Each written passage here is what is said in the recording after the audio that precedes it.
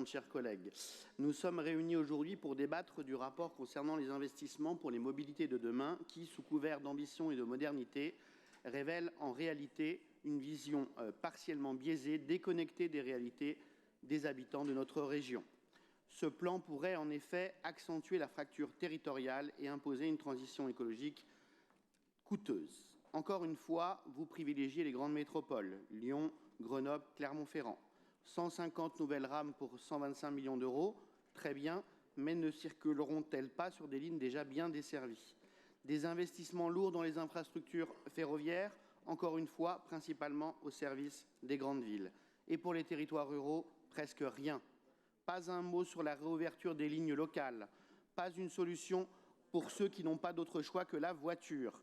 Pire encore, vous présentez comme une avancée le bus à haut niveau de service Trévoux-Lyon, une belle initiative, certes, mais en partie une illusion. Ce projet bénéficie uniquement aux zones périurbaines, mais laisse sur le bord de la route ceux qui vivent plus loin, dans nos villages et petites villes. Notre région se retrouve une nouvelle fois scindée arbitrairement en deux. D'un côté, ceux des métropoles qui bénéficient de transports modernes et subventionnés, de l'autre, ceux des campagnes qui n'ont pas d'autre solution que leur voiture et subissent l'explosion des prix du carburant, se voient imposer des ZFE comme véritable apartheid anti-pauvres et subiront de nouvelles taxes européennes qui seront votées par votre famille politique à Bruxelles. Nous voyons aussi poindre l'idéologie des Khmers verts écologistes, imposés sans vision pragmatique. Des trains hydrogène, très bien, mais combien ça coûte? Des rames à batterie, très bien, mais où sont fabriquées ces batteries? En Chine. La transition énergétique doit être raisonnée et donc devenir une fuite en avant imposée par des dogmes escrologistes. Enfin, ce plan met potentiellement en danger notre industrie ferroviaire. Vous annoncez 150 nouvelles rames. Seront-elles fabriquées en France? Quid d'un patriotisme industriel réel? L'Europe, elle, impose des appels d'offres à l'international et nous risquons donc de voir nos impôts financer des trains étrangers plutôt que des emplois français. La priorité doit être de protéger notre industrie nationale, patriotisme économique et industriel voulu par le Rassemblement national de Marine Le Pen et Jordan Bardella.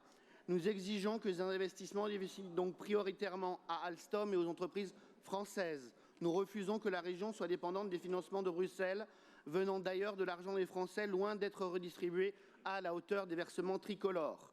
Nous avons les capacités de produire en France, allons donner la priorité aux travailleurs français.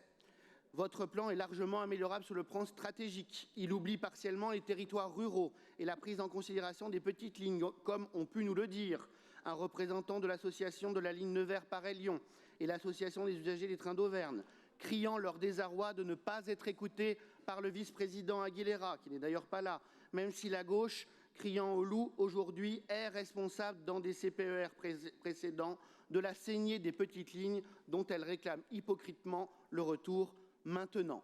Chers collègues, plus pour les territoires oubliés, plus de pragmatisme écologique, plus de protection pour nos emplois et nos entreprises. Enfin, quid de la sécurité de nos habitants dans les transports en commun de notre région? Vous savez parfaitement que cette tranquillité d'usage au quotidien n'est pas assurée et devrait constituer une priorité corollaire à toute action de mobilité régionale. Les habitants de nos campagnes, ceux qui subissent déjà la hausse des prix et la disparition des services publics, mériteraient plus. Mais à défaut, et dans l'intérêt général, nous voterons ce rapport avec les nombreuses réserves évoquées. Sur le fond, je vous remercie. Merci, Monsieur Auguste. Je passe la parole à Madame Lucas.